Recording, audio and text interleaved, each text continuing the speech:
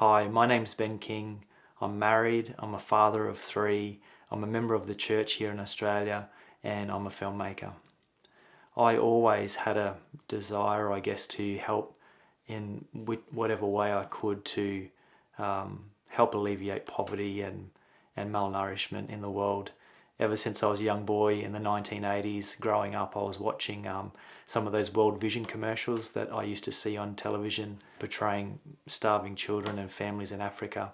And I always said to my father and mother, can't we help? Isn't there something that we can do? And at that time we were unable to assist.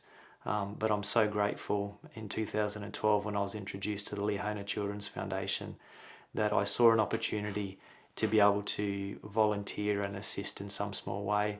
And so I've been making a couple of films for the Liahona Foundation over the past few years. I've done hundreds of interviews as a filmmaker, but two of the hardest I've ever done were for the Liahona Foundation. One of those was in Guatemala in 2013 with Juliana Mejias. When I met Juliana, she was sleeping on a concrete floor on cardboard boxes in a small room, quite cold. She's the single parent of 4 children. Her eldest daughter works in the street selling small hair clips and hair ties, and if she doesn't make any money that day, they don't eat. She was still breastfeeding a small child when I was there, and it was a very difficult interview to complete. She became quite emotional about her state and the conditions that she was dealing with and the challenges of life. Another difficult interview that I did was in 2016 with Eleanor Atabi in the Philippines. Eleanor has recently been made a widow and is now the single parent to 7 children, one of whom she's still breastfeeding. Eleanor, when I met her that day, had walked some distance to come to do the interview and was emaciated. She was thin and weak. Eleanor told me that on most days she eats once a day, but some days she doesn't.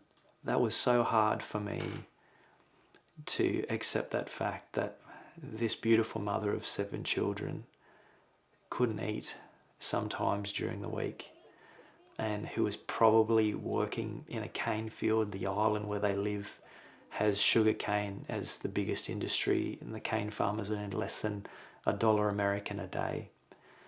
It was so hard for me just to pack up my stuff and walk out of that cottage and think what days lie ahead for her that she might not eat and she might not be able to give to her children to eat through the weeks and months that come. It's so easy for us living in countries where there is enough to eat, where we can make a salary to support ourselves, and then to think about the conditions of those who suffer and who do it tough.